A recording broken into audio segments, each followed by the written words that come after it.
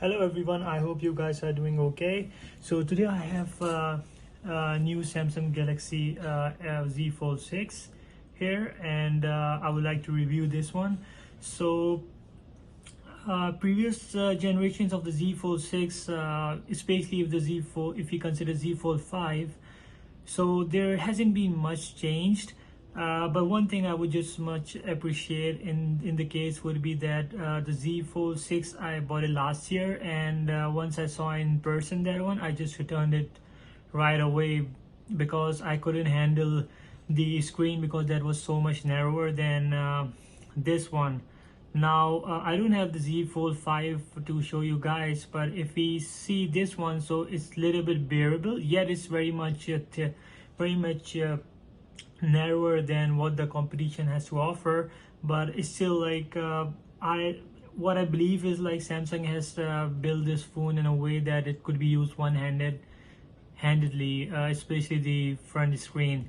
And but this one is a sweet spot kind of like, but yeah, it could be a little bit bigger, so that would be helpful.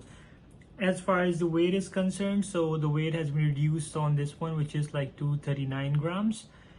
And you won't feel like it's a foldable device.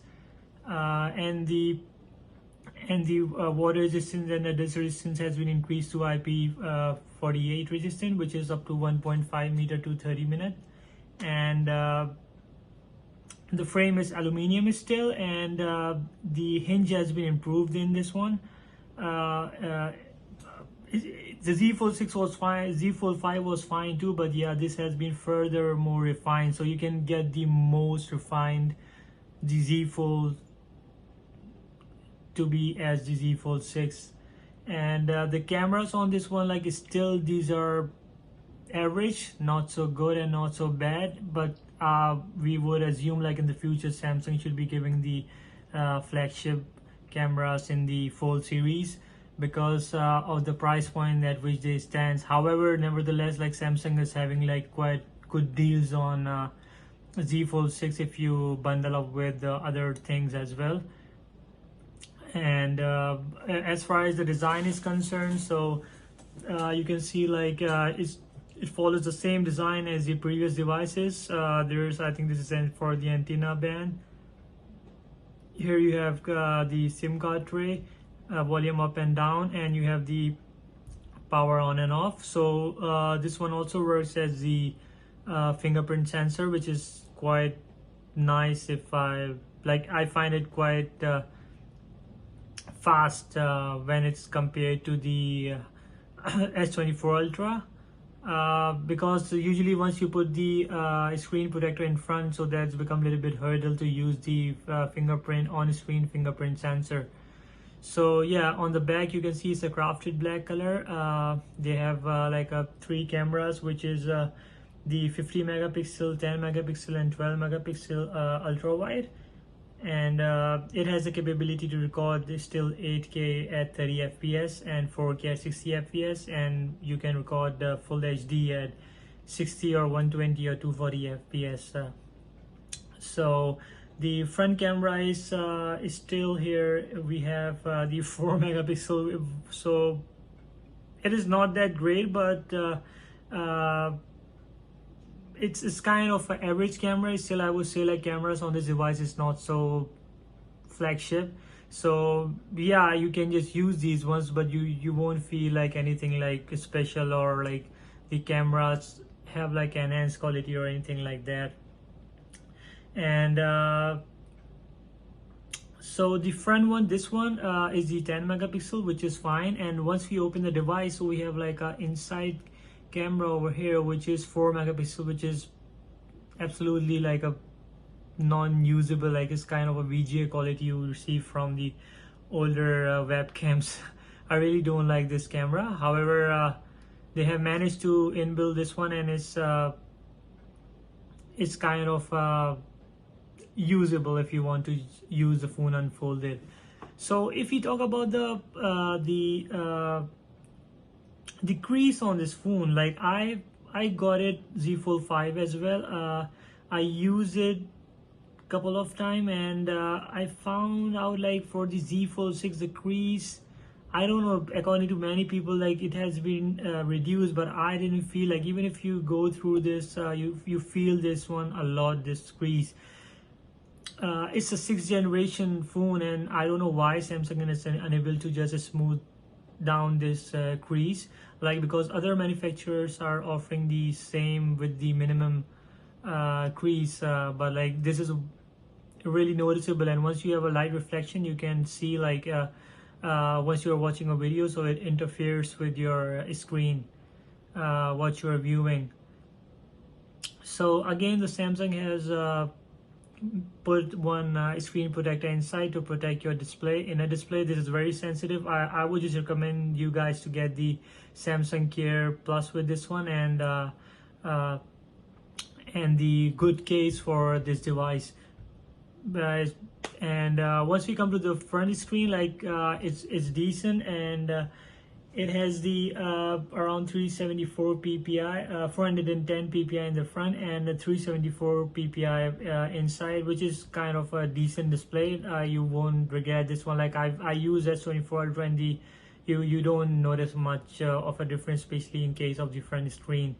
And these both have like brightness has been increased for these displays. For the inner and the outer is 2600 nits, which has been improved from the Z Fold 5. So if you're a tech person and you want to upgrade, I would recommend, like, guys can go ahead and buy this device.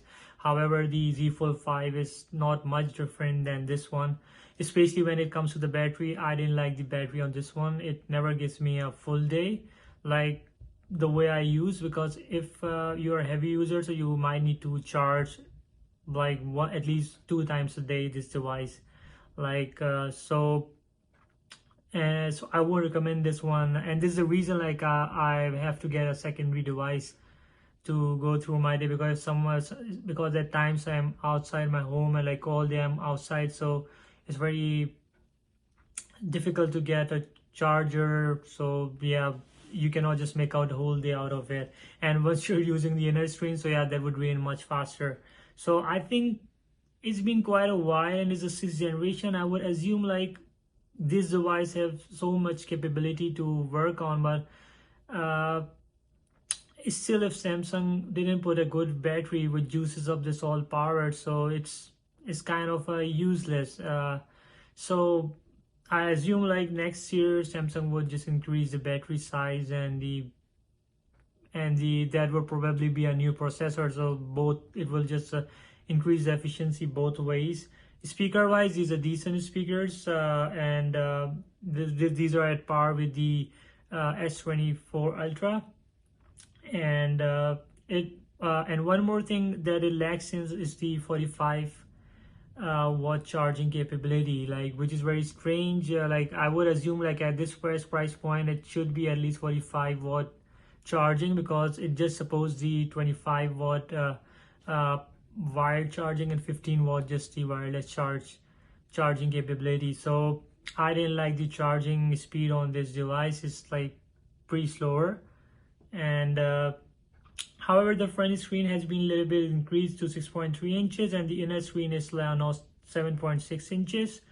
And one more thing is that the hinge have been really improved. If you guys can see, it's like almost flattened up. There's no gap in between, so which is a good thing. Z Fold 5 was also the same, but this year I've heard they have just removed some paths in between to make it like much more slimmer, and it's like totally slim, like there's no gap in it.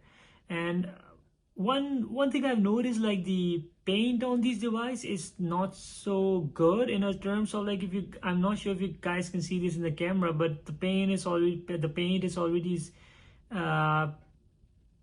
it's going away, and like it's chipping away a little bit.